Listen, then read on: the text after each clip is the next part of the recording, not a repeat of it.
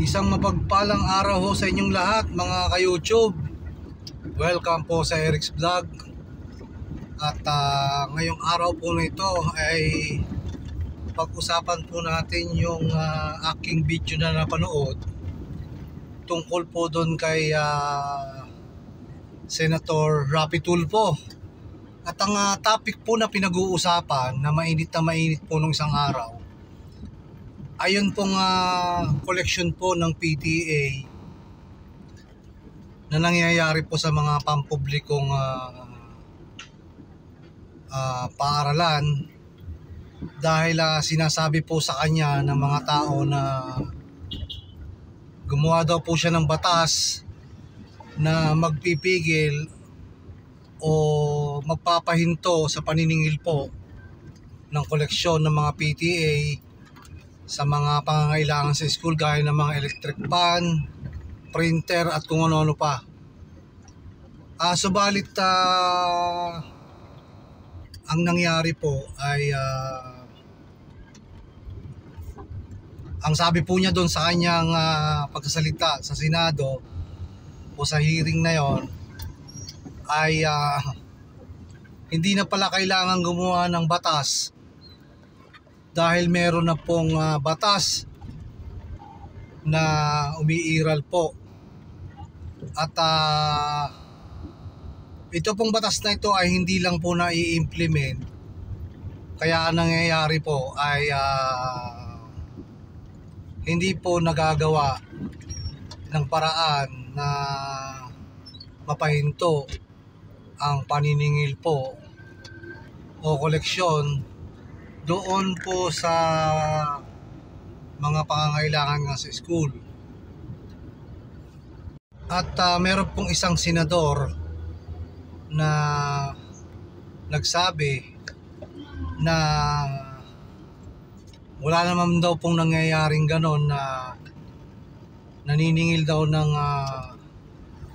o nagkukolekta yung PTA para sa mga pangangailangan sa school. At subalit pinakita po ni Senator Rapi Tulfo yung mga listahan po at mga sumbong ng napakaraming eskwelahan po ng pampubliko. So ibig sabihin, nangyayari pa rin po talaga yung koleksyon sa mga magulang po. At ako po ay saksi din sa nangyayari yan dahil ako po yung member din ng PTA po. Presidente po ako ng isang klase sa aking anak. Dahil yung isang aking anak ay nasa pampubliko po, ay nakita ko po ang palagi ang koleksyon po na nangyayari. So isa lang pong patunay na tama po yung sinasabi ni Senator Rapi Tulfo na dapat pumahinto yung pangongolekta ng PTA dahil kung tutusin po ay napakalaki po ng pondo na para po dyan na nakalaan ang gobyerno. Nasa 710 billion po. So imagine nyo, 710 billion. So saan po napupunta ang pondo na yon? Kaya parang tuloy lumalabas, naghihikahos ang mga pampublikong eskwela. Talagang kawa-awa po ang kalagayan. Kaya yan din po ang aking katanungan nung ako'y ako'y naging miyembro at nakita ko po yung mga bagay na yan. Yun nga po palang batas ay naalala ko na po. Republic Act 5546 ng 1969. Yun po ang batas na nagbabawal pala na maningil ang PTA ho sa mga bata ho sa pampubliko na elementarya at sa secondary ho o sa high school. So yun po yung sinasabi po ng batas na pinagbabawal po. At ito po ay hindi na i-implement. At nangyayari po ay kalunos-tunos po at kawa-awa ang kalagayan ng pampublikong paaralan dahil lahat halos ng pangangailangan ay sa PTA ho dinudulog at siya ho ang gumagawa ng paraan para magkapondo. ay yan ho yung mga bagay na nakita ko sa pampubliko. At ngayon ko lang ho nalaman na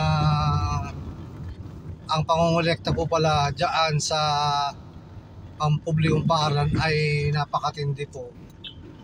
At parang wala na pong budget na ibinababa ang DepEd ho sa pangyayaring yan.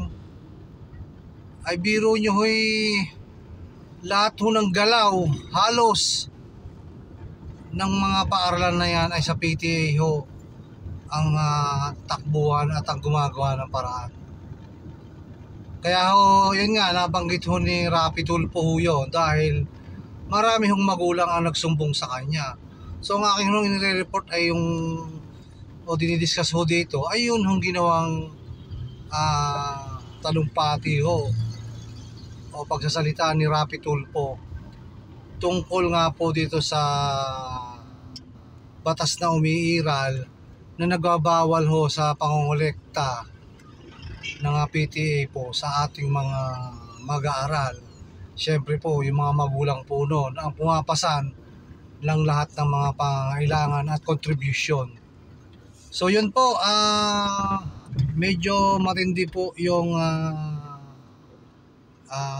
pagnanais ni Senator Rapi Tulfo na matigil po yung mga bagay na yan. So yun ho, yung pondo ho ng DepEd ay napakalaki. Yung sinasabi hong MOOE, o di ako nagkakamali ho, ay nasa 710 billion ho. Tanong ko naman, saan naman ho napapunta yun? Bakit ho, parang laging ang mga pagpublikong school ay naghihikahos. Walang printer, kailangan ng electric pan, sari-sari ho. Naku po, Diyos ko. Kaya yun ho nangyari sa mga binitawang salita ho ni itong si Rapi Tulfo, itong ating magaling na senador at talaga namang maaasahan pag mali at saka sa kanya nagsusumbong yung mga taong bayan ho sa mga reklamo at mga hinaing na nararanasan ho ng mga tao.